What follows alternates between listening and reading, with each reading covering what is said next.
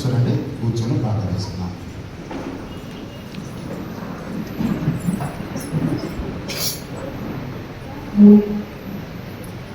ప్రార్థన. Close your eyes. పరిశుద్ధులైన తండ్రి, జీవాధిపతులైన యేసయ్యా, నమ్మదగిన దేవానికి వందనాలు, స్తుతి స్తోత్రమైన మా జీవితాలను ప్రేమించి ఆశీర్వదించి 10 మాసములు మీ కృప చేత మమ్మల్ని భద్రపరిచి ఈ 11వ మాసంలో మొదటి పరిశుద్ధ దినమున నీ పరిశుద్ధ సన్నిధిలో ప్రవేశించటకు, నీ పరిశుద్ధ సన్నిధిలో ప్రార్థించటకు, నీ విలువైన శరక్తుల్లో పాల్పంచుకోవడానికి మీరు మాకు అనుగ్రహించిన మహాకృపను బట్టి నేను స్తోత్రం చెల్లిస్తున్నాం. మా నీతి, మా భక్తిని బట్టి కాదు తండ్రి, నీ కృప చేతనే మమ్మల్ని ప్రేమించినందుకని స్తోత్రం చెల్లిస్తున్నాం. ఈ స్థలమును పరిశుద్ధపరచండి. ఈ స్థలంలో కూర్చున్న మా అందరి జీవితాలను పరిశుద్ధపరచండి. నీవు అంతరంగంలో సత్యం కోరు దేవుడునైనా, ఆంతర్యంలో మాకు జ్ఞానం తెలియజేసే దేవుడు కనుక నీ స్తోత్రం చెల్లిస్తున్నాం. నువ్వు మాట్లాడే దేవుడు కనుక నీ మాట వినడానికి మాకు దయచేయమని ప్రార్థిస్తున్నాం. మాలో ఎవ్వరు తండ్రి అనాలోచితంగా కూర్చోకుండా, అనాలోచితంగా జీవించకుండా సహాయం చేయండి. వినగల చెవులను, గ్రహించే యోగ్యమైన మంచి మనసును, నీ వాక్యాన్ని లోబడే జీవితాన్ని, నీ వాక్యాన్ని భద్రపరచుకునే హృదయాన్ని మా అందరికి దయచేయమని యేసుక్రీస్తు శక్తిగా నామం బట్టి వేడుకొంచున్నాం తండ్రి, ఆమేన్. ప్రభునందు ప్రియమైన దేవుని బిడ్డలారా, ప్రభువైన యేసుక్రీస్తు నామములో మీ అందరికీ కూడా శుభం తెలియజేస్తున్నాను. దేవాది దేవుడు నన్ను ప్రేమించి నాకు ఇచ్చినటువంటి ఈ గొప్ప తరుణాన్ని బట్టి దేవునికి నేను కృతజ్ఞతలు తెలియజేసుకుంటున్నాను. అదే రీతిగా నన్ను ప్రేమించి మరి నవభారత్ పాస్టర్కి చైర్మన్గా పంపించినటువంటి మరి పద్మారావు తండ్రి గారికి కూడా నేను వందనాలు తెలియజేస్తున్నాను. మరి Palvancha Saint Paul's church chairman గారు చిట్టిరాజు గారికి నేను వందనాలు తెలియజేస్తున్నాను. తను ప్రేమించి మరి ఇక్కడ రమ్మని చెప్పినప్పుడు నేను మీ నైబర్ పాస్టేట్లో ఉన్నా కాబట్టి నేను ఇక్కడికి రావడానికి దేవుడు సమయాన్ని ఇచ్చాడు. అదే రీతిగా మరి సెయింట్ పాల్స్ చర్చ్లో ఉన్నటువంటి పాస్టేట్ సెక్రటరీ గారికి, ట్రెజరర్ గారికి, పాస్టేట్ కమిటీ మెంబర్స్కి, శ్రీలమైత్రి తల్లులందరికీ, యూత్ వారికి, సండే స్కూల్ చిన్న బిడ్డలకి, మీ అందరికి కూడా నేను వందనాలు తెలియజేస్తున్నాను. నన్ను చాలామంది చూసి ఉండొచ్చు, చాలామంది చూసి ఉండకపోవచ్చు. ఒక విషయం మీకు చెప్తాను. That was 1994. కొంతమంది పుట్టి కూడా ఉండకపోవచ్చు బహుశా. 94వ సంవత్సరంలో మీ పాత చర్చిలో ఉన్నప్పుడు, రాజరత్నం తండ్రి గారు ఉన్నప్పుడు, నేను అప్పుడు కూడా నవభారత పాస్టర్కి చైర్మన్గా చేస్తున్నాను. అంటే 30 years బ్యాక్ 1995 గుడ్ ఫ్రైడేకి నేను మీ దగ్గర 7 మాటలు చెప్పడానికి వచ్చాను. అప్పుడు హేమాహేములు పెద్ద పెద్ద వాళ్ళందరూ ఉన్నారు. తర్వాత మరి ఇప్పటికీ 30 సంవత్సరాలు గడిచిపోయింది. 30 సంవత్సరాల తర్వాత మా దేవుడు నన్ను ఎందుకు నవభారతం పంపించాడో నాకు తెలియదు, మళ్ళీ ఎందుకు పాలవంచ తీసుకొచ్చాడో నాకు తెలియదు. కానీ ఒకటి మాత్రం నాకు తెలిసిందంటే, for everything God has a plan, God has a purpose. ఎంతమంది మీరు నమ్ముతారు? For everything God has a plan, God has a purpose. Without purpose, without plan, God cannot do anything in his creation. ఆయన సృష్టిలో ప్రతిదీ కూడా ఒక ప్రణాళికతో దేవుడు చేశాడు. నన్ను ఇక్కడ తీసుకొచ్చాడు అంటే దేవుడికి ఒక ప్రణాళిక ఉంది. God has a plan, God has a purpose. మీరు మంచిగా మాట్లాడతారని నాకు తెలుసు. కారణం ఏంటంటే మీరు నాకంటే చాలా మంచిగా మాట్లాడతారు. ఈ యొక్క పాలవంచ సంఘాల గురించి నాకు బాగా తెలుసు. కారణం ఏంటంటే పాలవంచ సెయింట్ పాల్స్ చర్చ్ అనేది అధ్యక్ష మండలానికి బిషప్ని ఏర్పాటు చేసిన సంఘం. హల్లెలూయా. ఎంత సమయం చెప్తాను. హల్లెలూయా, హల్లెలూయా, హల్లెలూయా. ఎందుకు అంటే ఇది ఒక సెంటిమెంట్ అయిపోయింది. పాలవంచ చర్చికి వచ్చిన వాళ్ళు చెప్పండి బిషప్లు అవుతారు. నాకేమనిపించింది సార్, బెత్లెహేమ్ ఎఫ్రాతా, నువ్వు యూదా ప్రధానులలో ఎంత మాత్రము అల్పమైన దాను కావు. తర్వాత ఏందో, ఇశ్రాయేలులో 7వ వాడు నీలో నుంచి వస్తాడు, అతని రాజ్యం యుగయుగములు ఉంటుంది, అతని రాజ్యంలో అంతము ఉండదు అని చెప్పి ఉంది. మీకు తెలిసేవారు కదా, ఓకేనా? ఆమె సాయంత్రం ఉంటుంది. అయితే నేనేం చెప్తానంటే అధ్యక్ష మండలము, ప్రత్యక్ష మహాదేవాలయము, అవునా కదా, చరిత్ర కలిగినటువంటి అధ్యక్ష మండలము అన్నటువంటి దానికి పాల్వంచ సెంట్ పాల్స్ చర్చి బిషప్ను పంపించినటువంటి చర్చి.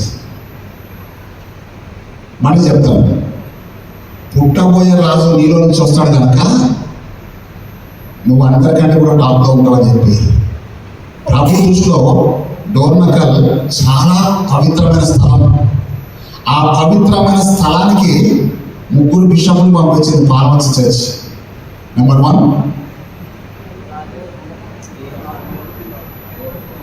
డిఎన్ శామ్యూల్ తండ్రి గారు. ఆ తండ్రి గారే నాకు పద్మారావు గారు కూడా అభిషేకం ఇచ్చాడు, ఆర్డినేషన్ ఇచ్చాడు. డిఎన్ శామ్యూల్ తండ్రి గారు ఆర్డినేషన్ ఇచ్చినటువంటి రెవరెండ్ పద్మారావు గారు ఇప్పుడు రైట్ రెవరెండ్ పద్మారావు గారుగా అభిషేకించబడ్డాడు. మరి ఇప్పుడు ఆగాంత వాళ్ళే చెప్పండి, పాల్వంచండి, మీరు బాగా అర్థం చేసుకోండి. అంటే ఈ స్థలంలో దేవుడు ఎంత గొప్ప దీవెన ఇచ్చాడో మీరు ఆలోచించండి. కొంతమంది తెలిసి వస్తారు, కొంతమంది తెలవకొస్తారు. కానీ నీకు తెలిసినా తెలవకపోయినా ఈ స్థలము, ఈ సంఘము ఆశీర్వదించబడిన సంఘం. అది నా అనుభవం నేను చెప్తున్నాను. మీరు చూడండి, పాల్వంచ సంఘంలో ప్రార్థన చేసుకున్నటువంటి, సేవ చేసినటువంటి డిఎన్ శామ్యూల్ తండ్రి గారు బిషప్ అయినాక 86లో నన్ను పద్మారావు గారిని అభిషేకించాడు. ఇప్పుడు డిఎన్ శామ్యూల్ తండ్రి గారు ఆశీర్వదించినటువంటి పద్మారావు గారు మళ్ళీ అదే అధ్యక్షుల గారికి, అదే సింహాసనం మీదకి బిషప్గా అంటే మీ దగ్గర అభిషేకించబడ్డటువంటి బిషప్స్ ఎవరైతున్నారో వారి పిల్లలు ఆశీర్వదించబడుతున్నారు. అంటే దేవుడు మిమ్మల్ని ఆశీర్వాదానికి పాత్రలు, ఆశీర్వాదానికి మీరే సూత్రధారులు. అందుకే పేతురు రాసినటువంటి 1 పత్రిక 3వ అధ్యాయం 8-9 వచ్చినది ఏంటంటే, ఆశీర్వాదములకు వారసులకు మీరు పిలువబడుతుంది కనుక కీడుకు ప్రతికీడను, దూషణకు ప్రతి దూషణను చేయక దీవించండి అని చెప్పేసి అంటారు. ఓకేనా? అవును కదా? మీరు రాసుకోండి, చూస్తే చూడండి, చదవండి, వినండి. మీ ఇష్టం, కూర్చుంది మీరు కాబట్టి. ఓకేనా? మీరు ఏం చేసినా మీ చేతిలో ఉంది, దేవుని బైబిల్ కదా. 1 Peter 3rd chapter verses 8 and 9. Okay కదా? అయితే ఈ పాల్వంచ సంఘంలో ఎవరైతే ప్రార్థిస్తారో వాళ్ళ తండ్రులు. వాడి తర్వాత రాజరత్నం అయ్యగారు వచ్చారు. మీకు నేను అప్పుడు నవభారత్లో ఉన్నాను. రాజరత్నం అయ్యగారు మహా సెంటిమెంట్ పట్టుబట్టి మరీ పాల్వంచ చేయించుకున్నాడు. అప్పుడు మురక బెజమైన గారు అక్కడ ఉన్నారు, ఎక్కడ కొత్తగూడలో ఉన్నారు. నేను ఆయన దగ్గర అసిస్టెంట్గా చేస్తాను, ఈయన దగ్గర కూడా అసిస్టెంట్గా చేస్తున్నాను. సరే, ఆ తర్వాత దేవమణి బిషప్ గారు వచ్చారు. ఆయనకు ఒక సెంటిమెంట్ ఏం చేస్తాను, నేను కరీంనగర్లో అయ్యగారు పనిచేసినా కానీ నేను పాల్వంచ సెంట్ పాల్స్లో డీకన్గా పనిచేసినాను కాబట్టి నాకు కూడా పాల్వంచలో చర్చిలో ప్రార్థన చేసుకునే అనుభవం నాకు ఉంది అని చెప్పేసి ఆయన కూడా బిషప్ అయింది.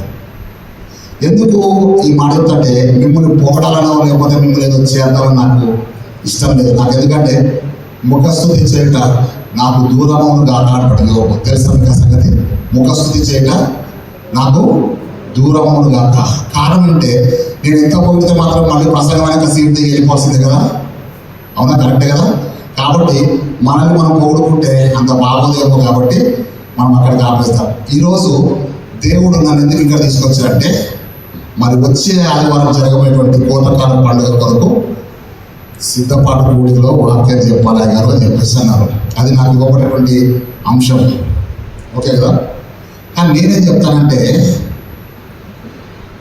కోత పండుగకు సిద్ధపరిస్తే వచ్చే ఆదివారంతో కోత పండుగ అయిపోతుంది.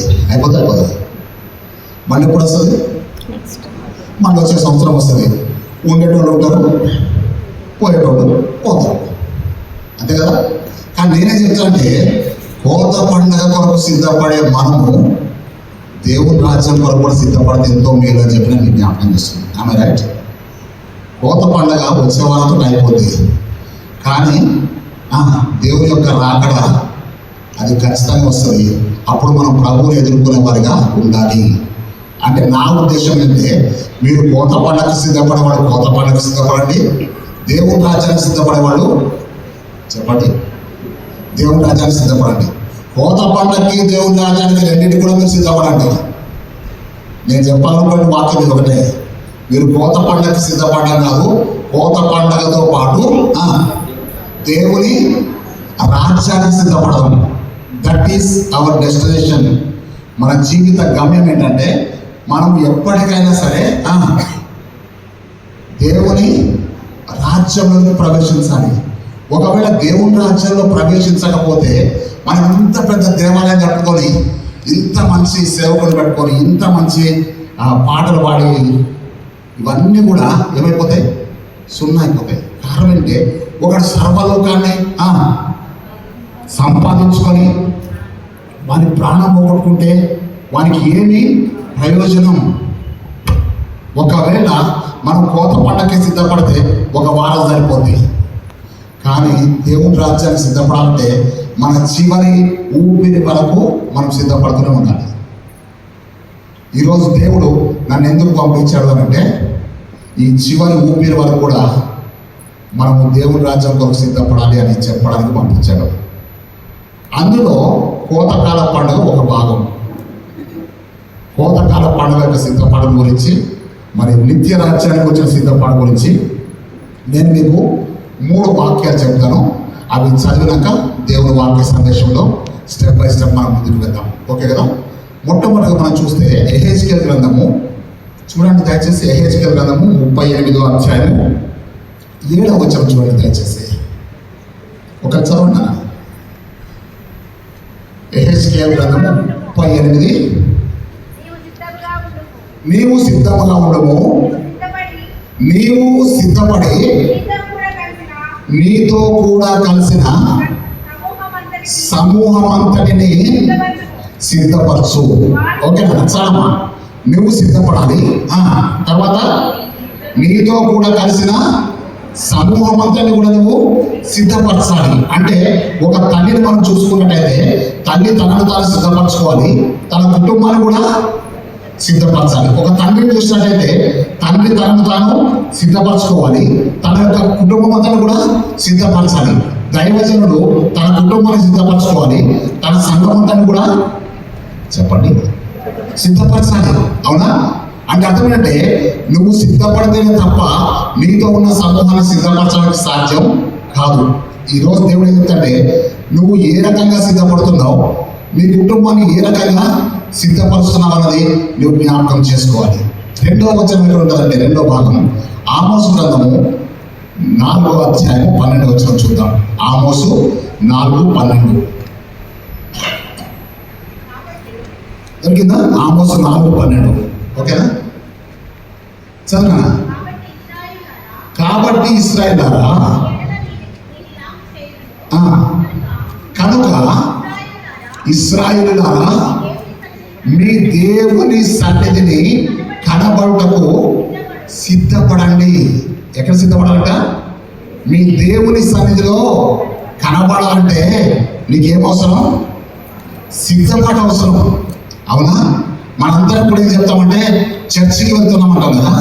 గుంటూరులో కాకాని అనే ప్రాంతంలో బైబిల్ మిషన్ చర్చ్ అని ఉంటుంది. అయితే మన ఆంధ్రప్రదేశ్ కీర్తనలో 12వ పాట దేవ సంస్కృతి చేయ మనసు అనే కీర్తన ఉంది కదా. ఆ పాట రాసిన ఎవరంటే ముంగమూరి దేవదాసయ్య గారు. ముంగమూరి దేవదాసయ్య. మన దేవ సంస్కృతి చేయవే. ఓకేనా? ఆ ముంగమూరి దేవదాసయ్య గారు స్థాపించినటువంటి ఆ బైబిల్ మిషన్ చర్చి గుంటూరు జిల్లాలో కాకాని అనే ప్రాంతంలో ఉంది. ఆ చర్చి మెంబర్స్ ఒక సంఘస్థులందరూ ఏమంటారు సార్, అమ్మ ఎక్కడికి వెళ్తున్నాం అంటే సన్నిధికి వెళ్తున్నాను. ఎక్కడికి వెళ్తున్నాడు? సన్నిధికి వెళ్తున్నాం. అక్కడ ఒక బైబిల్ అమ్మగారు ఉన్నారు. ఆ అమ్మగారు గురించి వాళ్ళు సన్నిధి మా అమ్మగారు. ఎవరంటే సన్నిధి మా అమ్మగారు. మీరు ఎక్కడికి వెళ్తుంటే దేవుని సన్నిధికి వెళ్తున్నాం. చూడండి, చర్చికి వెళ్తున్నాం అన్న మాటకి ఎంత పవర్ ఉంది. దేవుని సన్నిధికి వెళ్తున్న మన మనకి ఎంత బాగుంది మీరు ఆలోచించండి. ఇశ్రాయేలులారా, మీ దేవుని సన్నిధిలో కనబడడానికి మీరు చెప్పండి, సిద్ధపడండి. మీ హృదయాన్ని సిద్ధపరచుకోండి, మీ మనసును సిద్ధపరచుకోండి, మీ ఆత్మీయ జీవితాన్ని సిద్ధపరచుకోండి. వచ్చాక సిద్ధపడడం కాదు, సిద్ధపడి రావాలి. అవునా? మనం ఏం సిద్ధపడతాం? మన ముఖాన్ని సిద్ధపరుస్తాం పౌడర్ రాసి, మన దేహాన్ని సిద్ధపరుస్తాం స్నానం చేసి చీర కట్టి లేకపోతే డ్రెస్ వేసి తీసుకొస్తాం. అది ఎక్స్టర్నల్ అపీరెన్స్, కానీ ఇంటర్నల్ అపీరెన్స్ వేరే ఉంటుంది. అవునా? ఎందుకు అంటే నీ దేవుని సన్నిధిలో కనబడటానికి నువ్వు ఏ రకంగా సిద్ధపడుతున్నావు ఒక్కసారి నువ్వు ఆలోచన చేయి. నువ్వు సిద్ధపడకపోతే నీ దేవుని సన్నిధిలో నీకు ఏమి ప్రయోజనం లేదు అని చెప్పి నేను మీకు జ్ఞాపకం చేస్తున్నాను. అయితే ఒక విషయం చూద్దాం. నీ దేవుని సన్నిధిలో కనబడాలంటే నువ్వు ప్రార్థనతోనే సిద్ధపడాలి తప్ప నీకు వేరే మార్గం లేదు. ప్రార్థన లేకుండా అనాలోచితంగా ఎవరు కూడా బ్రతకొద్దు. కారణం అంటే ఈ జీవితం ఎంతో విలువైందని చెప్పి నేను మీకు జ్ఞాపకం చేస్తున్నాను. మూడవది ఎక్కడ ఉండాలంటే మత్తయి సువార్త 25వ అధ్యాయం 11వ వచనం చదువుదాం. మత్తయి సువార్త 25వ అధ్యాయం 11వ వచనం. ఓకేనా? దొరికింది అందరికీ? ఇంకా పేజీ తిప్పుతూనే ఉన్నారా? తిప్పండి తిప్పండి తిప్పండి తిప్పండి కదా. నేను ఉన్నా కదా మీకు ఎందుకు. నేను దిగితేనే మీరు వెళ్తారు కదా, అది గుర్తుపెట్టుకోండి. నేను దిగినాకనే మీరు వెళ్తారు, ఒకవేళ మీరు ఇంటికి వెళ్ళాలనుకుంటే. ఓకేనా? కాబట్టి మీరు పేజీ తిప్పుతారు, నేను చూస్తూనే ఉంటాను. ఓకేనా? మత్తయి సువార్త 25:11. ఓకేనా? అంతటా తలుపు వేయబడెను. అంతటా తలుపు వేయబడెను. తరువాత దానికి ముందున ఆ తరువాత దానికి ముందు వచ్చిన చదవండి. వారు కొనబోచుండగా పెళ్లి కుమారుడు వచ్చెను. అప్పుడు సిద్ధపడి ఉన్నవారు అతనితో కూడా పెళ్లి విందుకు లోపలికి పోయి అంతటి తలుపు వేయబడను. అప్పటి వరకు ఏమైనా తలుపు తీసి ఉంది. సిద్ధపడ్డ వారు ఎప్పుడైతే లోపలికి వెళ్ళిపోయారో తలుపు వేయబడ్డది. అంటే అర్థమైంది తెలుసా? తలుపు తీయబడే సమయం ఉంది, తలుపు మూయబడే సమయం కూడా ఉంది. తలుపు ఒకసారి మూయబడిన తర్వాత నీవు రొమ్ము కొట్టుకొని ఏడ్చినా కానీ నీకు లోపలికి వెళ్ళే అవకాశం లేదు లేదు లేదు. అక్కడ ఏం చెప్తాంటే సిద్ధపడిన వారు ఏం చేశారు? లోపలికి వెళ్ళి. మీరు చర్చికి వచ్చినాక ఏం చేయాలంటే స్త్రీలందరూ ఇటు కూర్చోండి, పురుషులందరూ అటు కూర్చోండి. ఎందుకు చెప్తున్నా తెలుసా? కూర్చున్న కాడ నుంచి మాట్లాడకపోతే. ఓకేనా? మీకు అర్థమైందా? మీ అందరి కళ్ళు నన్ను ఒక్కడే చూస్తున్నాయి, కానీ నా ఒక్కరి కళ్ళు మీ అందరినీ చూస్తున్నాయి. అవునా? ఎవరు మాట్లాడుతున్నారు, ఎవరేం చేస్తున్నారు? మొన్న వారం కాక అంతకుముందు వారంలో చర్చికి వెళ్ళాను. ఎంత మంచి వాక్యం చెప్తామని పోయినాను. ఒక ఇద్దరు అక్కడ కూర్చొని మాట్లాడుకుంటున్నాను. గద్దించాను. ఎవరంటే ఇది దేవుని మందిరము, మీరు మాట్లాడుకునే స్థలం కాదు అని చెప్పాను. చెప్పిన తర్వాత ఒక 5 నిమిషాలు మళ్ళీ వాక్యం చెప్పిన చూస్తే మళ్ళీ వాళ్ళ స్టోరీ కంటిన్యూ చేసుకుంటున్నారు. నేను చెప్పాను, సేవకులతో చెలగాటమాడుతూ దేవుని వాక్యాన్ని పాడు చేయొద్దని చెప్పాను. రోమిలకు రాసిన పత్రిక 14వ అధ్యాయం 16వ వచనం చూడండి. రోమా 14:16.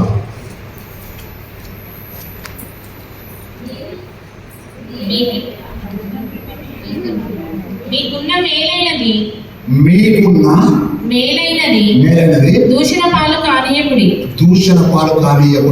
దేవుని రాజ్యము ఓకేనా? మీకు మేలైన దాన్ని ఏం చేద్దామా? దూషణ పాలు కానీయకు. మీరు చర్చికి వచ్చింది మీరు మాట్లాడుకోవడానికి కాదు, దేవుడు మాట్లాడితే మీరు వినడానికి వచ్చారు. నేను మళ్ళీ మీకు చెప్తాను, ఏదో పిచ్చి పిచ్చి జోక్స్ చేసి మీకు ఏదో కహాని చెప్పి చరిత్ర చెప్పి వెళ్ళడానికి నేను రాలేదు. దేవుడు అని ఎందుకు ఇక్కడ పంపించంటే వాక్యాన్ని చెప్పడానికి పంపించాడు తప్ప ఏదో కాకమ్మ కథలు చెప్పి చెప్పండి కొన్ని 2 చేతులు ఎత్తండి 3 కాళ్ళు ఎత్తండి చెప్పడానికి నేను రాలేదు. వాక్యాన్ని చెప్తాను, మీరు విన్నా వినకపోయినా అది మీ చేతిలో ఉంది. జ్ఞాపకం చేసుకోండి. దయచేసి ఎవరు కూడా మాట్లాడద్దు.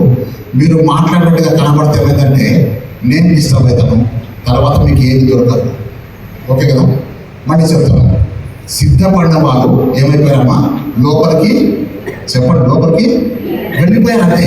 నేను ఎందుకు దేవుడు సిద్ధపడమని చెప్తానంటే, నువ్వు లోపలికి వెళ్ళాలి. ఏ పదలే కానీ ఇక్కడికి ఎందుకు పిలిపించి సిద్ధపడండి అని చెప్తారంటే, మీరు చెప్పండి, లోపలికి వెళ్ళాలి. మీరు బయట ఉండడం దేవుడి చిత్తం కాదు, మీరు విడవబడ్డ దేవుడి చిత్తం కాదు అని చెప్పి నేను మీకు జ్ఞాపకం చేస్తున్నాను.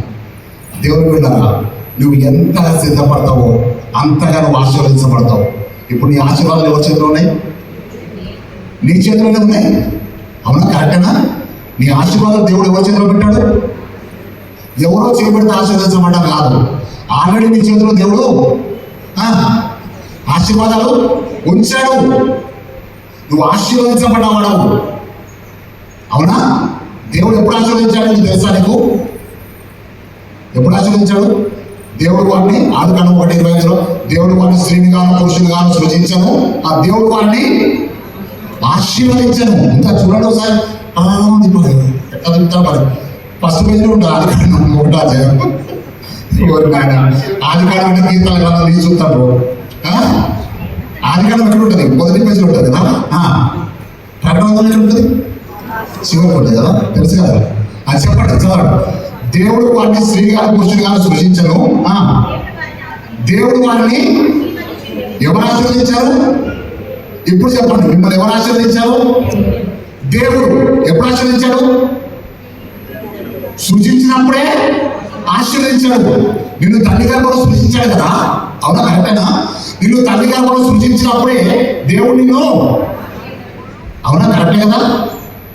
ఆల్రెడీ నువ్వు ఆశీర్వదించబడ్డ వ్యక్తివి కదా. నువ్వు ఆశీర్వదించబడ్డ వ్యక్తివి కాబట్టి నువ్వేమవ్వాలంటే దేవుడి రాజ్యంలోకి వెళ్ళాలి. దేవుడి రాజ్యంలోకి వెళ్ళాలి అంటే నీకేం కావాలి? చెప్పండి. సిద్ధపడి కావాలి. ఎవరిని ఎవరు సిద్ధపడి చేయాలి? నిన్ను నువ్వే సిద్ధపడి చేసుకోవాలి. అవునా? కరెక్టేనా? మీకు అర్థమైందా? నన్ను సిద్ధపరచుకోవాలని అడుగు. ఎందుకంటే ఇందాక మీరు చదివేటువంటి పత్రిక పాఠంలో ఆ 2 Corinthians 5:7 మనల్ని సిద్ధపరచువాడు దేవుడే. మనల్ని సిద్ధపరచువాడు దేవుడే. చూడండి ఒకసారి, చూడండి, డైరెక్ట్ చేసి చూడండి. 2 Corinthians 5:7. 2 Corinthians 5. నన్ను అక్కడ ఎక్కడ ఉండదంటే నేను ఒక మాట చెప్తానండి. మనల్ని సిద్ధపరచిన వాడు దేవుడే అని ఉంటుంది. చూడండి, 5వ వచనము చూడండి. దీని నిమిత్తము మనలను సిద్ధపరిచిన వాడు దేవుడే. హల్లెలూయా, హల్లెలూయా, హల్లెలూయా. మనల్ని సిద్ధపరిచిన వాడు దేవుడు. సిద్ధపడవలసిన బాధ్యత ఏంటంటే మనది. దేవుడు ఎవరిని సిద్ధపరచాలంటే ఆశ ఉన్న ప్రాణాన్ని తృప్తిపరచాడు తప్ప సోమరి ఆశపడు కానీ వారి ప్రాణంలోకి ఏమి కూడా దక్కదు. కాబట్టి 3 విషయాలు నేను చెప్పి ముగిస్తాము, ప్రసంగం కాదు, మీరు గుర్తుపెట్టుకోండి. ఓకేనా? మొదటిది, నిన్ను నువ్వు సిద్ధపరచుకోవాలి. నీతో ఉన్న సమూహాన్ని సిద్ధపరచాలి. కోత పడక కాదు, దేవుని రాజ్యానికి. రెండవది, ఇశ్రాయేలులారా మీ దేవుని సన్నిధిని కనపడడానికి మీరు సిద్ధపడండి. మూడవది, నువ్వు సిద్ధపడితే సిద్ధపడిన వారు లోపలికి వెళ్ళిపోయారు, అంతట తలుపు వేయబడుతుంది. ఈరోజు ఈ 3 వాక్యాలు నీ హృదయంలో పెట్టుకోవాలి తప్పకుండా. తర్వాత నేనేం చెప్తానంటే, ఇందాక చదివినటువంటి మొదటి పాఠంలో మనం చూడండి, ఆదికాండము 26వ అధ్యాయము 12 నుంచి 14 వచనాలు చూస్తాం మనం. ఓకేనా? ఆదికాండము 26, 12 నుంచి 14 వరకు. అక్కడ ఏముంటుందంటే, నేను చెప్తాను. ఇస్సాకు ఆ దేశమందున్న వాడై విత్తనము వేసి ఆ సంవత్సరమున 100 ఫలము పొందెను. ఇక్కడ కాపేద్దాం. ఇప్పుడు మీకు ఒక ప్రశ్న వేస్తాను, దానికి మీరు జవాబు చెప్పండి. బైబిల్ క్విజ్ కాదు ఇది. రోమీయులకు రాసిన పత్రిక 8వ అధ్యాయం 5, 6 వచనాలు చదువుదాం. రోమీయులకు రాసిన పత్రిక 8వ అధ్యాయము 5, 6 వచనాలు దొరికిందా? అందరూ చూడండి. రోమన్స్ 8:5-6. ఓకే. శరీరానుసారులు శరీర విషయం మీద మనస్సుంతులు మనసుతులు ఆత్మానుసారులు ఆత్మ విషయముల మీద మనస్సునంతులు శరీరానుసారమైన మనస్సు మరణమును ఆత్మానుసారమైన మనసు జీవమును సమాధానమైనది. ఆత్మానుసారమైన మనసు జీవమును సమాధానమైనది. విన్నారు కదా అందరూ కూడా. ఇప్పుడు మీకు వేసేటువంటి ప్రశ్న ఏంటంటే, ఎన్ని మనసులు ఉన్నాయి? మీరు చేయొద్దు, చూపించండి. ఎన్ని మనసులు ఉన్నాయి చెప్పండి. చెయ్యద్దు, పైకెత్తండి, భయపడకండి. ఎవరు పక్కన చూసుకోకపోవడం మిమ్మల్ని. చెప్పండి, ఎన్ని మనసులు ఉన్నాయి? పెద్దగా చెప్పండి, ఇంకొంచెం పెద్దగా చెప్పండి. 2 మనసులు ఉన్నాయి కదా. ఒక పాప చెప్తుంది ఒక మనసు ఉంది అంటుంది. ఏం చేద్దాం? ఒక మనసు ఉంది. ఇంకా ఎన్ని మనసులు ఉన్నాయి? ఓకే, 2 మనసులు ఉన్నాయి కదా. నన్ను నువ్వు కదా లేవు, స్టాండప్ నేను చెప్తా. నువ్వు లేవు ఇట్లా ముగ్గురు రండి, ఇక్కడ రండి త్వరగా. బైబిల్ పెట్టేసారు దా. అక్కడ నిలబడండి, ముగ్గురు ఆ స్టెప్ మీద నిలబడి చెప్తాను. నువ్వు మధ్యలో నిలబడు, వీళ్ళిద్దరు పక్కన నిలబడు, సెంటర్లో నిలబడండి. ఎంతమంది ఉన్నారు? రైటే కదా, ఓకేనా.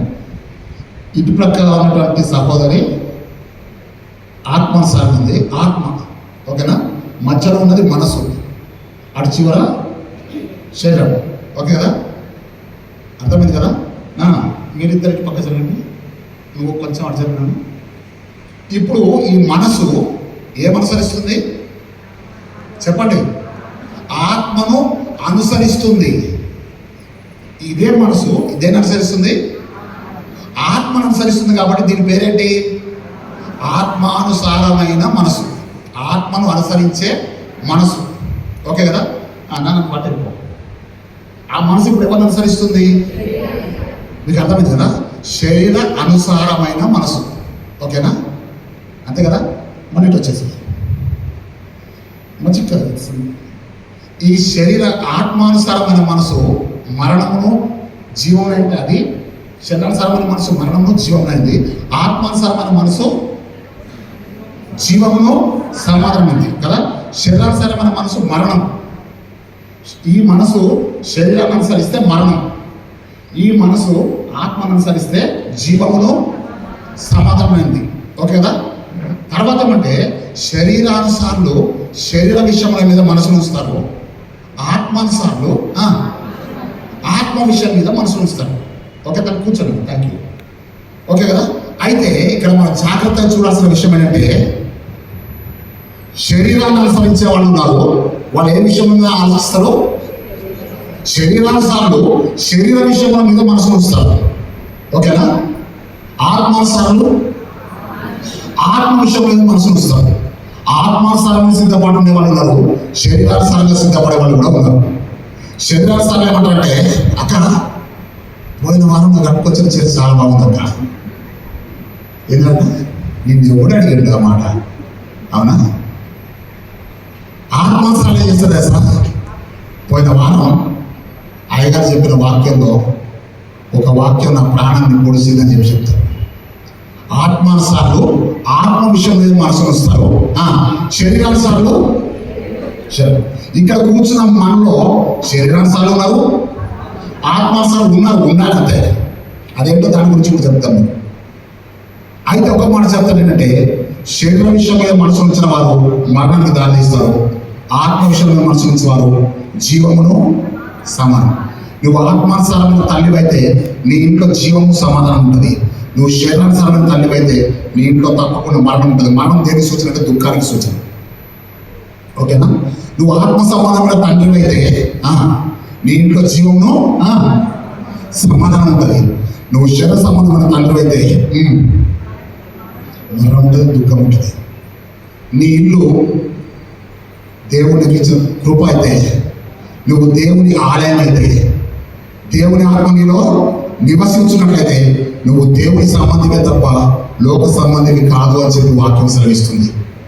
ఈరోజు దేవుడు నీ ఎదుట కోతకాల పండుగ నన్ను ఇక్కడ రప్పించాడు. కానీ దానికంటే ముందు నువ్వు శరీర సంబంధం అయితే శరీరానుసారమైన కోత పండుగ చేస్తావు, ఆత్మ సంబంధం అయితే ఆత్మ సంబంధమైన కోత పండుగ చేస్తావు. ఓకేనా? నువ్వు ఏ సంబంధం అయితే నీ జీవితం ఎట్లుంటే నీ కోత పండుగ కూడా అట్లానే ఉంటుంది. అవునా? ఇప్పుడు మనము ఆ యొక్క ఆదికాండము 26వ అధ్యాయం 12వ వచనం మనం చూస్తే, ఇస్సాకు ఆ దేశమందున్న వాడి విత్తనం వేసి ఆ సంవత్సరం ముందు 100 ఫలం పొందాడు. జాగ్రత్తగా నేను అడిగే ప్రశ్నలకు మీ జవాబు చెప్పండి, మళ్ళీ మీకు చెప్తాను. ఒక దగ్గర మన చిన్నప్పుడు స్కూల్లో ఇన్స్పెక్షన్ జరిగింది, గుర్తుందా? డిఓ గారు వచ్చేవాళ్ళు. వచ్చినప్పుడు టీచర్ ఏం చేసేది తెలుసా? బాగా చదువుకున్న వాళ్ళని ముందు కూర్చోబెడుతుంది. మీ అందరికీ తెలుసు అయితే కొంచెం ముందుగానే మధ్యలో కూర్చోబెడుతుంది, ఇంకా కొంచెం ముందుగానే వెనక కూర్చోబెడుతుంది. ఓకే కదా? అయితే డిఓ గారు వచ్చే వరకు ఒక పిల్లోడు ఆయన ఏం చేస్తాడంటే, ఒక పిల్లోడు బిత్తిని చూస్తాడు. ఎట్లా చూస్తాడు? బిత్తిని చూస్తాడు. డిఓ గారు ఏం చేస్తాడంటే, ఆయన అనుకుంటాడు ఆ పిల్లోడు నన్ను లేపుతాడేమో, నన్ను అడుగుతాడేమో అని చెప్పి ఇట్లే చూస్తుంటే డిఓ గారు వాడిని చూడనే చూసాడు. చూసేది చేసినట్టే వాడిని లేపాడు. ఇప్పుడు మీకు వేసే ప్రశ్న ఏంటంటే, వాడు బిత్తిని కడిగిన సంగతి డిఓకి ఎట్లా తెలిసింది? చెప్పండి, ఎట్లా తెలిసింది? కాదు డిఓ గారు ఒకప్పుడు ఆశీస్సులో కూర్చున్నాడు. అర్థమైంది? డిఓ గారు చిన్నప్పుడు ఆశీస్సులో కూర్చున్నాడు. కూర్చొని డిఓ అయ్యాడు. అవునా? కరెక్టేనా? అంతలో టీచర్ ఏమంటారు తెలుసా? అరే పంచపాండవులు ఎంతమంది రా చెప్పండి. అరే నువ్వు చెప్పురా, ఎంతమంది రా పంచపాండవులు అంటుంది. ఎంతమంది? మీకు అర్థమైందా? ఆ టీచర్ ఎంత తెలివిగా టీచర్ మీరు ఆలోచన చేయండి. అవునా? కరెక్టేనా? ఇప్పుడు నేనే చెప్తుంటే ఆ తెలివిగా టీచర్ నేనైతే మీకు చెప్తున్న మాటలు మీరు గ్రహించుకొని మీరే నాకు జవాబు చెప్పాలి. ఓకేనా? ఎంతమంది పంచపాండవులు అంటే చెప్పాలి. మీరు చెప్పకపోతే ఇంకెవరు చెప్తారు? అవునా? ఇప్పుడు మీరు చెప్పండి. ఇస్సాకు ఏ దేశంలో ఉన్నాడంటే ఆ యొక్క 12:26 వచనం చూస్తే ఇస్సాకు గెరారు దేశం అందు ఉన్నాడు. ఏ దేశం అది? గెరారు దేశం. గెరారు దేశము ఇస్సాకు దేశం కాదు. అదేవిధంగా మనము భూమి మీద పరదేశము, యాత్రికులం. పరవాసిని జగమున ప్రభువ, పరవాసిని జగమున ప్రభువ, నడచుచున్నాను నా దారి, నా గురి నీవే నా ప్రభువా, నా గురి నీవే నా ప్రభువా, నీ దరినే చేరెదను నేను, నీ దరినే చేరెదను. హల్లెలూయా, హల్లెలూయా, హల్లెలూయా. ఇస్సాకు గెరారు దేశంలో ఉన్నప్పుడు కూడా ఆ దేశం వారి దేశం కాకపోయినా కానీ ఆయన ఏం చేశాడు? అక్కడ విత్తనము వేసి సంవత్సరం మందు 100 ఫలం పొందాడు. ఓకేనా? ఇస్సాకు ఎన్ని విత్తనాలు వేశాడు? ఒకటే. అక్కడ విత్తనము ఉంది కదా, తెలుగు గలవాడు చూసును కాక ఇంకా తెలుగు గలవాడు చూసి కాదు, అంతే. మీరే కంగారు పడకండి కదా, అక్కడ ఉంది కదా స్పష్టంగా. ఇస్సాకు ఆ దేశంలో ఉన్న వాడే విత్తనం వేసి ఆ సంవత్సరము 100 ఫలం పొందాడు. ఒక్క విత్తనం ఎవరిది? ఇస్సాకుది. దేవుడు ఇచ్చింది ఎంత అంటే ఎన్ని విత్తనాలు కలిపాడు? 99 విత్తనాలు కలిపి ఆ విత్తనం కూడా ఇస్సాకు వేసిన విత్తనం కూడా కలిపి మొత్తం ఎవరికి ఇచ్చేసాడు? మీకు అర్థమైంది అనుకుంటా కదా. ఇస్సాకు ఒక విత్తనం వేశాడు, దేవుడు దానికి 99 యాడ్ చేశాడు. అప్పుడు ఎన్నైనాయి? 100 అయింది. ఆ 100 విత్తనాలు మళ్ళీ ఎవరికి ఇచ్చాడు? ఇస్సాకు ఇచ్చేసాడు. మీకు ప్రసంగం మొత్తం అర్థమైపోయి ఉండాలి. కోత పండుగ రోజున నువ్వు ఏదైతే కానుక వేయాలని అనుకుంటావో ఆ కానుకకు 99 విత్తనాలు కలిపి మొత్తం 100 కలిపి దేవుడు నీకే ఇచ్చేస్తున్నాడు. ఎప్పుడంటే సంవత్సరాంతం అందు, ఈరోజు కాదు. ఈరోజు నువ్వు కోత పండుగ వస్తావు, వచ్చే ఆదివారం నువ్వు ఏదైతే నువ్వు ఇస్తావో దేవునికి ఏదైతే వేస్తావో అది 99 విత్తనాలు కలిపి నూరంతాలు కూడా మళ్ళీ ఎవరి చేతిలో పెడుతున్నాడు దేవుడు? నీ చేతిలోనే పెడతాడు. ఇస్సాకు ఇప్పుడు మన ఇస్సాకు పోలేదు మనకి, అవునా? నువ్వే ఇప్పుడు ఇస్సాకువి, అవునా? నువ్వు ఏదైతే చేస్తావో ఆ ఒక్క విత్తనంలో నీ 99 ఆశీర్వాదాలు ఉన్నాయి. హల్లెలూయా, హల్లెలూయా, హల్లెలూయా. ఆ ఒక్క విత్తనం వేయనందువల్ల ఎంత నష్టం జరుగుద్ది? నూరంతా జరుగుద్ది. నువ్వు ఒక్క విత్తనం వేయడానికి నువ్వు బాధపడితే 99 ఆశీర్వాదాలు నువ్వు పోగొట్టుకుంటున్నావు. మీరు పాస్వర్డ్ అనే మాట తెలుసు కదా, అవునా? ఇస్సాకు యొక్క పాస్వర్డ్ ఎక్కడుందంటే ఒక విత్తనంలో ఉంది, అవునా? ఆ ఒక్క విత్తనం అనే పాస్వర్డ్ను ఉపయోగించుకుంటే 99 ఆశీర్వాదాలు దేవునికి ఇస్తాడు. ఎప్పుడు ఇస్తాడు? నువ్వు విత్తనం వేస్తేనే ఇస్తాడు, వేయకపోతే ఇవ్వడు. జాగ్రత్త గుర్తుపెట్టుకోండి. దేవుడు నేను ఎందుకు ఈరోజు ఇక్కడ తీసుకొచ్చానంటే, నువ్వు వేయగలిగితే ఒక్క విత్తనం వేయడానికి సాహసిస్తే దేవుడు 99 విత్తనానికి ఇవ్వడానికి సిద్ధంగా ఉన్నాడు. నువ్వు సిద్ధపడాలి అంటే అర్థం ఏంటంటే, నువ్వు ఎంతకు సిద్ధపడంటే ఒక విత్తనానికే సిద్ధపడు, 99 ఆశీర్వాదాలు ఇస్తాడు. బై 1 గెట్ 1 ఫ్రీ అంటే ఎగబడి కొంటారు. బై 1 గెట్ 2 అంటే ఇంకా ఎగబడతాడు. బై 1 గెట్ 4 అంటే, కానీ దేవుడు కూడా తెలుసా 1:99 అన్నాడు. ఏ షాప్ కూడా ఇస్తాడు నీకు 99? బై 1 99 ఫ్రీ అంటాడా? అన్నాడు. కానీ మన దేవుడు నీకు ఈరోజు చెప్తాంటే, నువ్వు గుప్పిలి విప్పితే ఏం విప్పితే గుప్పిలి విప్పితే నేను నీ కొరకు ఆకాశము, హల్లెలూయా, హల్లెలూయా, హల్లెలూయా. మళ్ళీ జ్ఞాపకం చేస్తున్నాను, నీ ఆశీర్వాదాలు ఎవరి చేతిలో ఉన్నాయి? ఎవరి చేతిలో ఉన్నాయి? నా చేతిలోనే ఉన్నాయి. మీరు చాలా మంచోళ్ళు. మా చేతిలో అనొద్దు, నా చేతిలోనే ఉన్నాయి. ఈరోజు గుప్పిని విప్పుతావా, ఆశీర్వాదం పోగొట్టుకుంటావా, అది నీ ఇష్టం. మళ్ళీ చెప్తాను, ఇస్సాకు విత్తనం వేశాడు, 99 విత్తనాలు దేవుడు ఇచ్చాడు, ఒక విత్తనం ఇస్సాకుది అని మనందరం ఒప్పుకున్నాం కదా, ఒప్పుకున్నాం కదా. ఇప్పుడు మీకు ఇంకొక ప్రశ్న ఇస్తాను. ఇస్సాకు చేతిలో ఉన్న విత్తనం ఎవరిది? సృష్టికర్త ఎవరు? ఇస్సాకు చేతిలో ఉన్న విత్తనానికి సృష్టికర్త ఎవరు? దేవుడు. ఆ విత్తనంలో జీవం ఎవరిది? దేవుడు. ఇస్సాకు సృష్టికర్త ఎవరు? ఇస్సాకు వేసిన భూమిలో విత్తనం వేశాడు కదా, ఆ భూమికి సృష్టికర్త ఎవరు? ఆ సంగతి మనం మర్చిపోతున్నాం. ఏ సంగతి?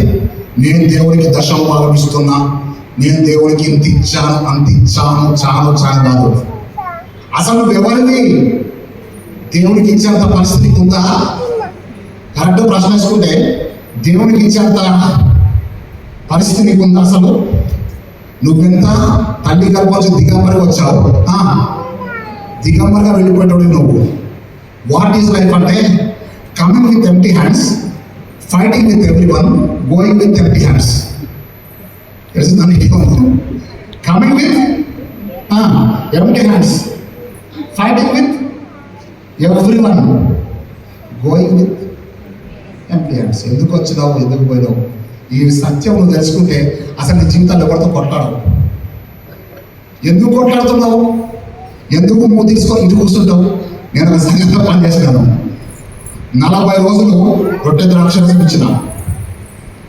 42 డేస్ ప్రతిరోజు ఉదయం 7 గంటలకి కమ్యూనిటీ సర్వీస్. 12 సీసాలు ద్రాక్షరసం తాగింది. అర్థమైందా? 12 సీసాలు ద్రాక్షరసం తాగింది 40 రోజులకి. తాగి గుడ్ ఫ్రైడే అయిపోయి ఇష్టమైంది కదా, ఇటువంటి కూర్చుంటాను, అటువంటి కూర్చుంటాను. నేను చెప్పిన 6 నెలలు సహవాసాలు చేస్తే వాళ్ళు వీళ్ళైతారు, వీళ్ళు వాడైతారు కదా. మరి మీరేంటి ఇన్ని సంవత్సరాలు కలిసి ఉంటారు కానీ ఇదే సహవాసం అడిగినాను. మీకు అర్థమైందా? అసలు నువ్వు ఎవరిని ఒకసారి ఆలోచించి, నీ చేతిలో ఉన్న విత్తనం దేవుంది అంటే అర్థమైంది సార్. నువ్వు కవర్లో పెట్టుకొని కానుక తీసుకొస్తున్నావు చూడు, నీ పేరు రాసి ఇంత కానుక వేస్తావు చూడు, ఆ కానుక నీది కాదు. అసలు నిన్ను బ్రతికించిన దేవుంది, అవునా? నువ్వు పని చేసుకుంటాడే, ఎక్కడైతే జాబ్ చేస్తున్నావో ఆ జాబ్కి సృష్టికర్త ఎవరంటే దేవుడు.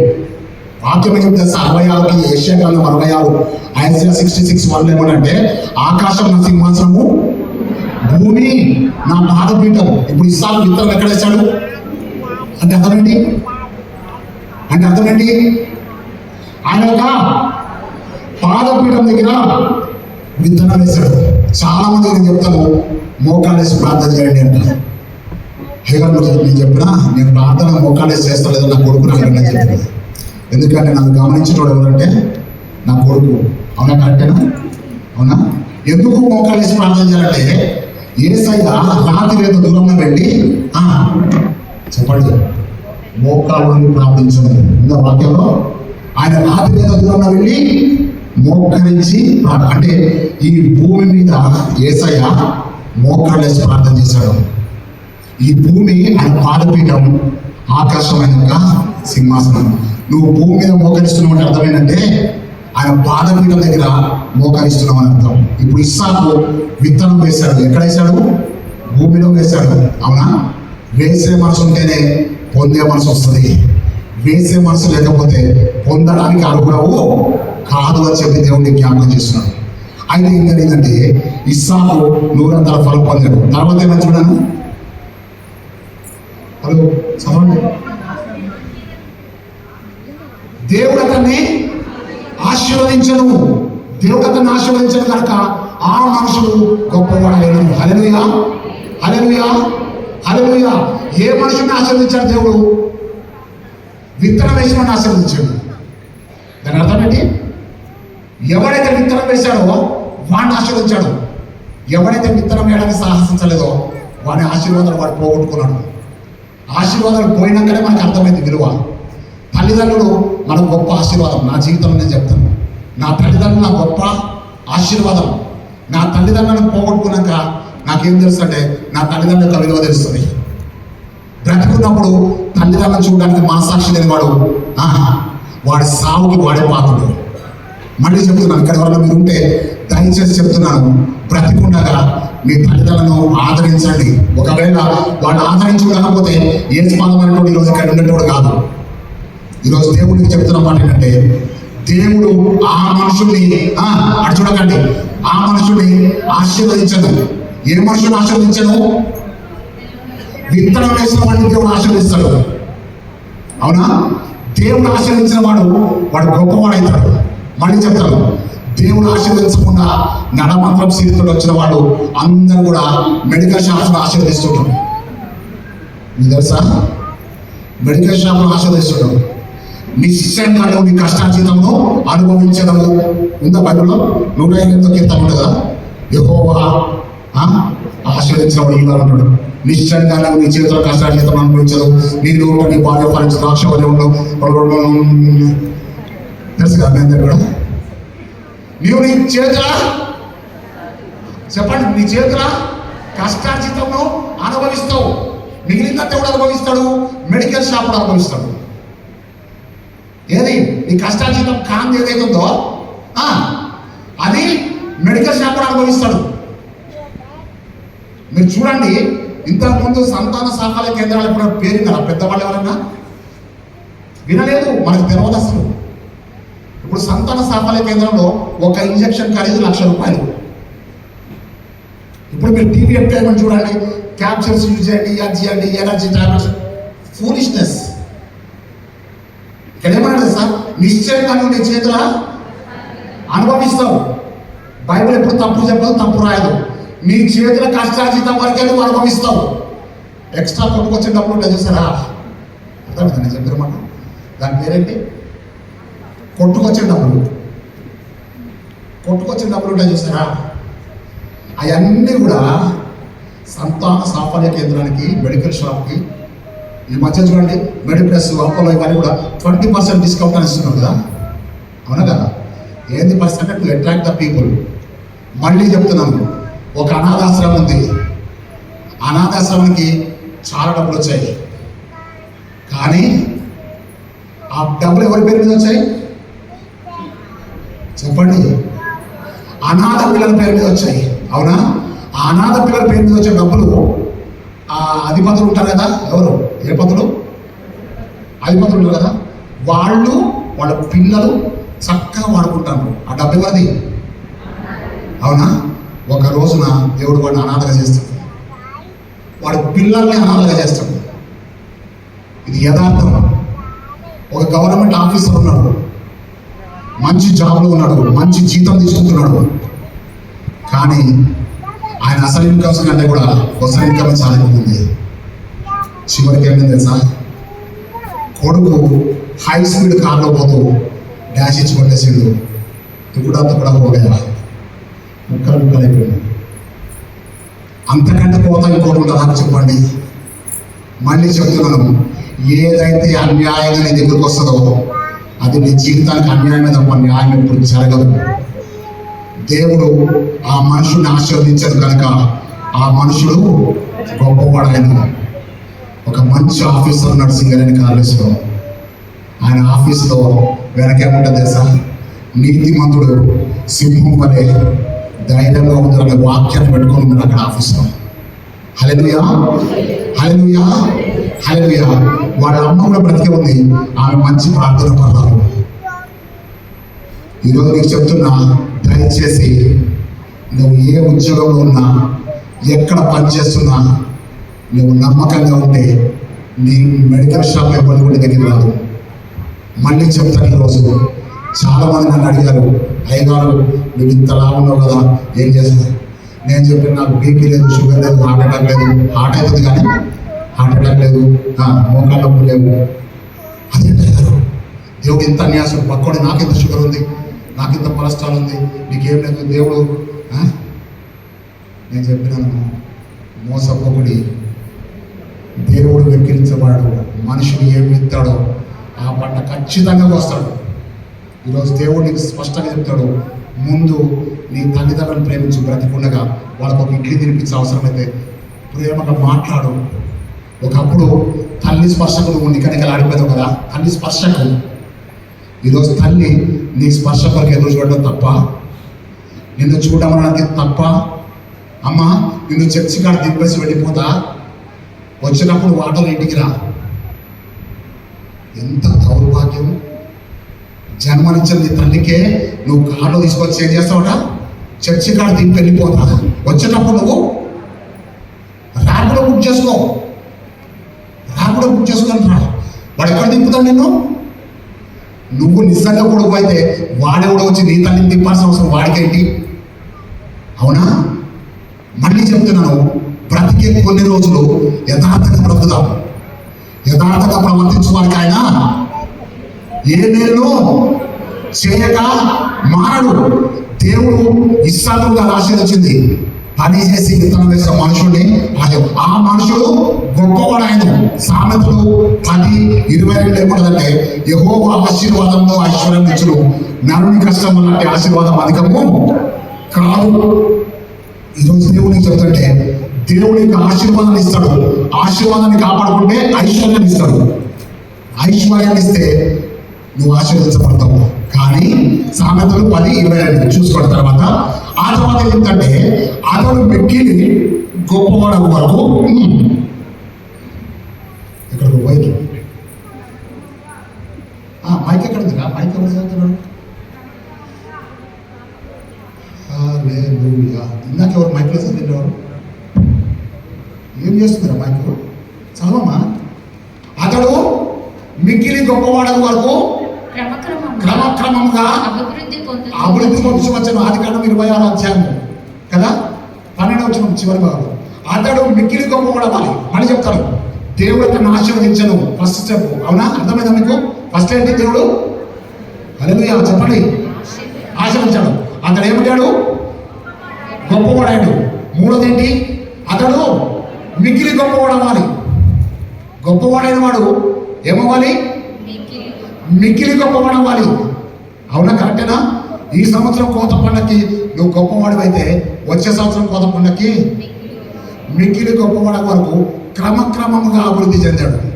ఎట్లాంటమ్మా? Step by step. వందనం యేసయ్యా,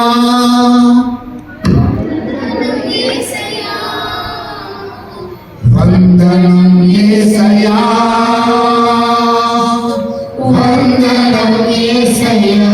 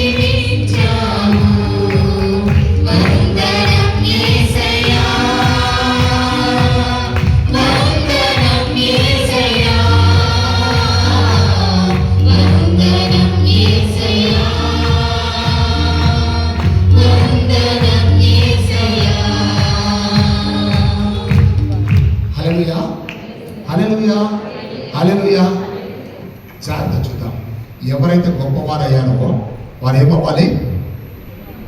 మిక్కిలి గొప్పవారు అవ్వాలి. ఒకడు మిక్కిలి గొప్పవాడు అవ్వాలంటే క్రమక్రమంగా అభివృద్ధి చెందాలి, కానీ సర్వనిక్కదు.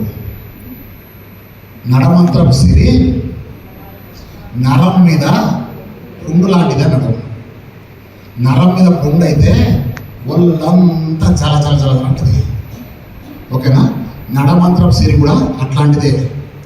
ఎందుకంటే దాని పేరే చెప్పండి, దాని పేరేంటి? నడమంత్రం సిరి. అది మధ్యలో వచ్చింది, మధ్యలోనే పోతుంది. నువ్వేం చేయాలంటే దేవుడు హెచ్చించిన వాడు ఏమవుతాడమ్మా? ఏం చెప్పండి? క్రమక్రమంగా అభివృద్ధి చెందాలి తప్ప నేను ఇది అదే చెప్పి చెప్పడానికి వీలు లేదు. మళ్ళీ చెప్తాను. విత్తనం వేసిన వాడు నూరంతల ఫలం పొందాడు, ఆశీర్వదించబడ్డాడు, గొప్పవాడయ్యాడు, మిగిలి గొప్పవాడు అయ్యాడు, క్రమక్రమంగా అభివృద్ధి చెందాడు. ఆ తర్వాత వచ్చాను ఏముంటా చూడండి. అతనికి గొర్రెలాసేవు, గొడ్లాసేవు, దాసులు, గొప్ప సమూహమును కలిగినందున చూడండి. అక్కడ కొంచెం అండి ఈ ఆశీర్వాదం ఎట్లా వచ్చిందంటే ఆయన ఒక్కడ ఆశీర్వించబడదు. గొర్రెలు, గోడ్లు, పనివాళ్ళు, పొలాలు అన్నీ కూడా ఆయన పెట్టుకుని ఆశీర్వించబడ్డాయి. మళ్ళీ చెప్తాను, ప్రభువు నన్ను ఆశీర్వదించు, ఆశీర్వదించు, ఆశీర్వదించు. మన క్రైస్తవ సంఘాల్లో ఉన్న ప్రార్థన, కుటుంబాల ప్రార్థన అంతా అదే. పొద్దున్న లేవగానే మన పిల్లలకి నేర్పిస్తాను, God bless mummy, God bless daddy, help me always to make them. అదే నేర్పిస్తాం. మళ్ళీ ఏం చేస్తుంది సార్? ఒక తల్లి ప్రార్థన చేస్తుంది, ఏమని? ప్రభా నా కొడుకుని కాపాడు, నా కొడుకు పిల్లల్ని చెప్పండి, పాడు, నా మనవని పాడు, ఇది కాపాడు. అవునా? పిల్లలు ఏం ప్రార్థన చేస్తారు సార్? మా తాతని దించు, మా అమ్మని దించు, మా డాడీని దించు. వాళ్ళకి మాట సార్ రావు కదా, దించు దించాలి. వీళ్ళు పాడుతూ ఉంటారు, పాడు చెప్పి పాడతారు. అసలు అది కాదు. నువ్వేం చేయాలి సార్? ప్రభా నువ్వు నన్ను ఆశీర్వదించినందుకు నీకు వందనాలు, నన్ను ఆశీర్వాదంగా ఉంచు. ఎవరెవరిగా సంప్రదంతో నువ్వు ఆశీర్వాదంగా ఉందుకు. You are the blessing for the nation. నిన్ను బట్టి భూమి మీద ఉన్న సమస్త వంశాన్ని నేను ఆశీర్వదిస్తాను. నువ్వు ఆశీర్వాదంగా ఉంటావు అంటున్నాడు దేవుడు. నువ్వు ఆశీర్వదించబడ్డా కాదు, నీ పిల్లలు ఆశీర్వాదంగా ఉంటారు. నీ పిల్లలు ఆశీర్వాదంగా ఉంటారు. దేవుడిని ఆశీర్వాదంగా ఉంచుతానంటే నువ్వేమన్నా ఆశీర్వా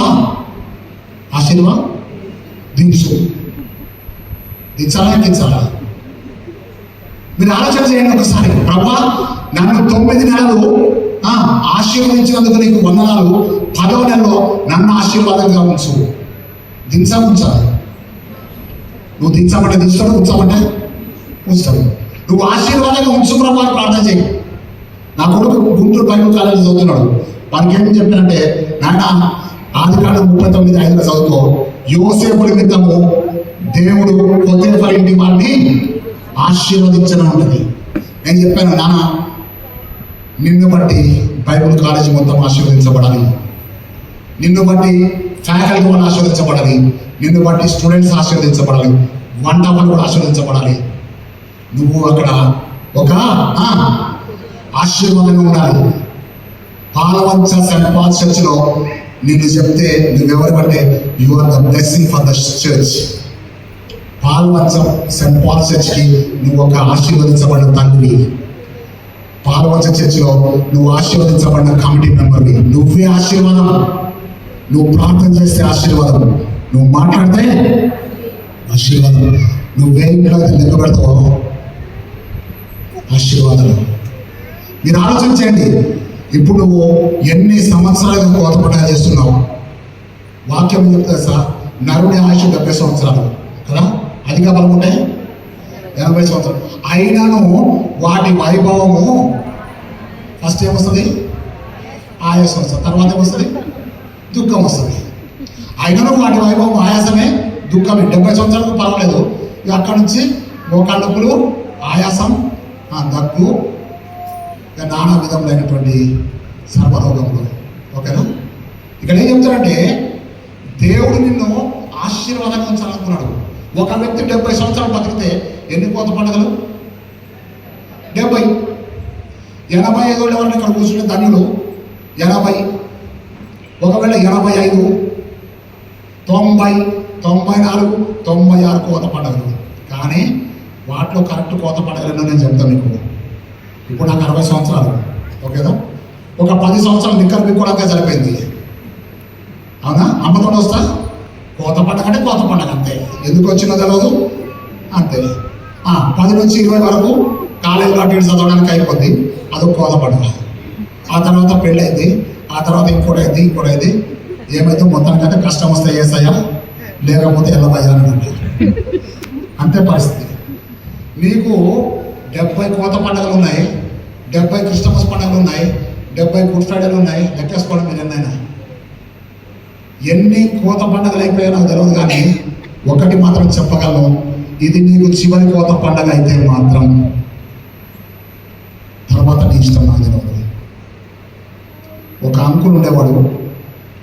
ఆ అంకుల్ ఏం చేశాడంటే కవర్లో 5,000 పెట్టుకొని వచ్చాడు కోత పండుగకి. నేను చెప్పాను, ఒకవేళ ఇదే నీకు చివరి కోత పండుగ అయితే వచ్చే కోత పండుగ కారుకి ఎవరికి ఇస్తామని అడిగింది. ఆ ప్రార్థన అయిన తర్వాత అంకుల్ కనబడతలేడు. ఎక్కడ పోయిన అంకుల్ అందరికీ పరిచయం కదా, అంకుల్ అనేది అందరికీ పరిచయం కదా, కనబడతలేడు. ఏంటంటే అంకులు వాళ్ళ కారులో ఇంటికి పోయినాడు. ఎందుకు పోయిందంటే ఆ పక్కన అక్కడ ఉన్నాయని చెప్పినట్ట, నేను ఇంటికి పోయేస్తా అని చెప్పినట్ట. చెప్పాడు కదా, పోయే చేసినట్టే 30,000 దానికి కలిపి మొత్తం 35,000 పట్టుకొని వచ్చింది. సరే అయిపోయింది. అయినాక నేను వచ్చి మళ్ళీ వెళ్ళిపోతా కదా, వెళ్ళిపోయేటప్పుడు చెప్తాడు, అయ్యా నువ్వు చెప్పిన మాట మొత్తం ప్రసంగం వేరు, కానీ ఒక మాట మాత్రం సత్యమేనంటే వచ్చే కోత పండుగ నేను ఉండనో లేదో, కాబట్టి నా దేవుని నా దగ్గర ఉంచుకోకూడదు కదా, ఇంటికి పోయి 30,000 పట్టుకొచ్చానని చెప్పాడు. మొత్తం 35,000 కావాలి పెట్టి వేసాడు. వచ్చే సంవత్సరం కోత పండుగ అంకులు వెళ్ళిపోయాడు. అదే ఆయన చివరి కోత పండుగ. ఒకవేళ ఈరోజు ఇది నీ చివరి కోత పండుగకి అయితే నువ్వు ఒక్కసారి నీ హృదయాన్ని పరీక్షించుకో. అది నీ దగ్గర ఉంటుంది, నీది కానీ కాదు అని అప్పగిస్తున్నాం. ఆశీర్వదించిన దేవుడు గొప్పవాడే వరకు ఆశీర్వించాడు, మిక్కిలి గొప్పవాడే కూడా చేశాడు. అయితే అక్కడ ఏం జరిగింది సార్? ఫిలిస్తీన్ అతన్ని చూసి అసూయపడుతున్నావు. ఇప్పుడు మీరు తెలుసుకోవాల విషయం అంటే, నువ్వు ఎంత ఆశీర్వదించబడుతున్నావో, ఎంత గొప్పవాడమవుతున్నావో, అసూయపడే వాళ్ళు ఎంత దూరంలో ఉన్నారు? నీ పక్కన ఉంటారు.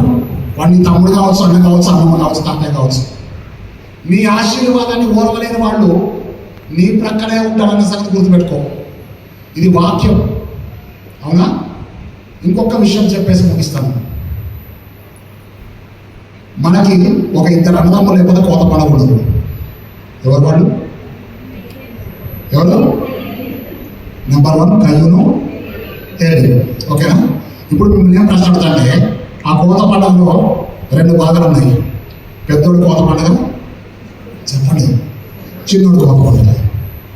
దేవుడు కయ్యూను అర్పణ ఎందుకు లక్ష్య పెట్టలేదు, హేబెలు అర్పణ ఎందుకు లక్ష్య పెట్టాడని జవాబు చెప్పండి. దిగిపోతాడు. చెప్పండి. దేవుడు కయ్యూను అర్పణ లక్ష్య పెట్టలేదు, హేబెలు అర్పణ లక్ష్య పెట్టాడు. సండే స్కూల్ నుంచి టీచర్లు చెప్తూనే ఉన్నారు, మనం కూడా వింటూనే ఉన్నాం. ప్రతి కోత పండుగలో అన్నదమ్ములు తప్పకుండా వచ్చి మనందరినీ కలిసిపోతారు, అవునా? ఎందుకు దేవుడు హేబెలు అర్పణ అంగీకరించాడు చెప్పండి? శ్రేష్టమైన వాటిని, కొవ్విన వాటిని తెచ్చాడు కాబట్టి, యేసయ్యకి కొవ్వు అంటే చాలా ఇష్టం కాబట్టి, గొర్రెలు కూడా చాలా ఇష్టం కాబట్టి ఆయన అర్పణ అంగీకరించలేదు. మరి కయ్యూను అర్పణ ఎందుకు అంగీకరించలేదు చెప్పండి? దాన్ని కూడా మీరు జవాబు చెప్పండి. సో ఇప్పుడు మీరు ఆదికాండము 4వ అధ్యాయం 4వ వచనం చదవండి, ప్రార్థన చేసుకుందాం. దొరికిందా? లేదు, అందరు చూడాల్సిందే. వాళ్ళిద్దరిని కలవాలి, ఇప్పుడు మీరు కలిస్తేనే తప్ప. ఆదికాండం 4:4. హేబెలు కూడా తన మందలో తొలిచూలు పుట్టిన వాటిలో కొవ్విన వాటిని కొన్ని తెచ్చెను. యెహోవా హేబెలును, అక్కడ ఆపడమ్మా, యెహోవా హేబెలును, అందరు చెప్పండి, యెహోవా హేబేలును అతని అర్పణను లక్ష్య పెట్టను. అక్కడ కాపుతాం. ఎవరిని లక్ష్య పెట్టాడు? ఫస్ట్ ఎవరిని? హేబేలు లక్ష్య పెడితేనే అతని అర్పణను లక్ష్య పెట్టాడు. హేబేలు కరెక్టే లేకపోతే అతని అర్పణ దేవుడు లక్ష్య పెట్టేటోడు కాదు. తర్వాత ఏమన్నా చూడండి, కయ్యూను అతని అర్పణను కదా, కయ్యూను దేవుడికి ఇష్టంగా లేడు కాబట్టి అతని అర్పణ కయ్యూను అర్పణ దేవుడు లక్ష్య పెట్టాడు. అర్థమైందా? కోవిడ్ ఈద్రోజు చోరీ అవి ఇవి కాదు. ముందు హేబేలు లక్ష్య పెట్టాడు. హేబేలు యొక్క ఆలోచన దేవునికి ఇష్టమని, హేబేలు యొక్క మాటలు దేవునికి ఇష్టమని, హేబేలు యొక్క చూపులు దేవునికి ఇష్టమని, హేబేలు యొక్క ప్రవర్తన దేవునికి ఇష్టమని కనుక అతని యొక్క అర్పణ దేవుడు లక్ష్య పెట్టాడు. కయ్యూని జీవితం దేవునికి ఇష్టంగా లేదు. ఈరోజు చెప్తాను, ఒకే కుటుంబస్తులు వాళ్ళిద్దరు, ఒక అర్పణ అంగీకరించబడుతుంది, ఒక అర్పణ పోతుంది. అందరం సెంట్ పాల్ చర్చ్ సంఘస్థులని, కానీ దేవుడు కొంతమంది అర్పణ అంగీకరిస్తాడు, కొంతమందిని విడిచిపెడతాడు. ఒకే జలప్రళయం, కొంతమంది ఎత్తబడుతున్నారు, కొంతమంది విడవబడుతున్నారు. ఒకే సిలువ, నశించు వారికి వెళ్తాను, రక్షించబడుతున్న వారికి దేవుని శక్తి. ఈరోజు దేవుడు చెప్తున్న మాట ఇది. ఒకే కుటుంబంలో ఒకళ్ళు ఎత్తబడతారు, ఒకళ్ళు విడవబడతారు. మనైతే విషయం ఏంటి? ఈరోజు మనకు అందరికీ ఒక ప్రశ్న ఏంటంటే, అన్యాయం చేసే వాళ్ళు ఎక్కువ అభివృద్ధి చెందుతున్నారు, అన్యాయం చేయవాడు లాస్ట్కి వెళ్ళిపోతున్నాడు. దీనికి ఒక జవాబు మనం చెప్పి ప్రార్థన చేస్తాను. ప్రకటన 22:10 చదవండి. ఇచ్చేస్తే త్వరగా చదవండి. నాతో ఇలాగ చెప్పాను, ఈ గ్రంథమందున ప్రవచన వాక్యములకు ముద్ర వేయవలదు, కాలము సమీపమై ఉన్నది. అన్యాయం చేయవాడు నెంబర్ 1, అన్యాయం చేయవాడిని ఇకను అన్యాయం చేయము. నెంబర్ 1. నెంబర్ 2, అపవిత్రుడైన వాడు ఇంకను అపవిత్రుడుగానే ఉండెను. నెంబర్ 3, నీతిమంతుడు ఇంకను నీతిమంతుడుగానే ఉండెను. నెంబర్ 3. నెంబర్ 4, పరిశుద్ధుడు ఇంకను పరిశుద్ధుడుగానే ఉండెను. పరిశుద్ధులు ఏ గ్రూప్ లో ఉన్నారు? పరిశుద్ధులుగా ఏ గ్రూప్ లో ఉన్నారు? రెండో గ్రూప్. 4వ స్థానంలో ఉన్నారు. నీతిమంతులు 3వ స్థానంలో ఉన్నారు. నెంబర్ 1 ఎవరు ఉన్నారు? ఇదే జరుగుతుంది. అన్యాయం చేసిన పైకి వస్తారు. మీకు ఒక చిన్న విషయం చెప్తాను. స్టేజ్ మీద క్రిస్మస్ డ్రామా జరుగుతుంది. అందులో ఫస్ట్ ప్రైజ్ ఎవరికి ఇస్తారు? బాగా నటించిన వాడికి ఇస్తారు. ఎవరికి ఇస్తారు చెప్పండి? ఫస్ట్ ప్రైజ్ ఎవరికి? బాగా. ఈ భూమి మీద కూడా అదే జరుగుతుంది. నటించేటోళ్ళకి ఫస్ట్ ప్రైజ్ వస్తుంది, నటించేటోళ్ళకి అన్నీ వస్తాయి, ఒక్కటి రాదు, దేవుడు ఒక్కడే రాడు అంతే. అవునా? కరెక్టేనా? మీరు ఆలోచన చేయండి ఒకసారి. దేవుని పొలంలో దేవుడు గురుగులు విత్తాడా, గోధుమలు విత్తాడా? గోధుమలు విత్తాడు. అవునా? దుష్టుడు వచ్చి ఏం చేశాడు? గురుగులు విత్తాడు. దేవుడు ఏమన్నా చేసా? రెండింటిని కలిసి పెరగని, కోత కాలమున నేను వాటిని వేరే చేపిస్తా. మళ్ళీ చెప్తాను, భూ సంబంధమైన కోత పండుగ ఒక్క రోజుతో అయిపోద్ది, కానీ పరలోక కోత పండుగలో నువ్వైతే నిత్య జీవానికి వెళ్ళాలి, లేకపోతే నిత్య నరకానికి వెళ్ళాలి. మోకరించి ప్రార్థన చేసుకుందాం. దయచేసి క్లోజ్ యువర్ ఐస్. నిన్ను నువ్వు దేవునికి సమర్పించుకుంటే నీ అర్పణ దేవుడు అంగీకరిస్తాడు. నీలో సమర్పణ లేకపోతే, నీలో మార్పు లేకపోతే, నీలో మారు మనసు లేకపోతే, నీ ఆలోచనలో మార్పు లేకపోతే, నీవు దేవునికి అంగీకారంగా లేకపోతే, నీవు దేవునికి ఇష్టమైన బిడ్డగా లేకపోతే, నీవు అంగీకరించబడకపోతే, నీ అర్పణ దేవునికి అవసరమే లేదు. ఒకవేళ దేవుడే నిన్ను అంగీకరించకపోతే, నీ అర్పణ దేవుడు అంగీకరించకపోతే, నీ జీవితంలో ఎన్ని కోత పండుగలు చేసుకుంటే ప్రయోజనం ఏంటి? ఈరోజు ఒక్క మాట, యేసయ్య నన్ను అంగీకరించు, నా ప్రవర్తన అంగీకరించు, నాకు మారు మనసు దయచే ప్రభావం ప్రార్థన చేసుకుందాం. మారు మనసు లేని కోత పండుగలు ఎన్నున్నా కానీ అది దేవునికి అంగీకారం కాదు అని చెప్పి నేను జ్ఞాపకం చేస్తున్నాను. ఒక్కసారి ప్రార్థన చేసుకో. ఇదిగో కాలం సంపూర్ణమైంది, దేవుని రాజ్యం సమీపించున్నది. మారు మనసు పొంది సువార్త నమ్మమని ప్రభు నిన్ను అడుగుతున్నాడు. మారు మనసు లేని కోత పండుగలైనా, మారు మనసు లేని కవర్లో ఎన్ని డబ్బులు పెట్టినా, మారు మనసు లేనటువంటి కోత పండుగలలో పాల్గొంటే ప్రయోజనం ఏంటి? ప్రార్థన చేసుకో.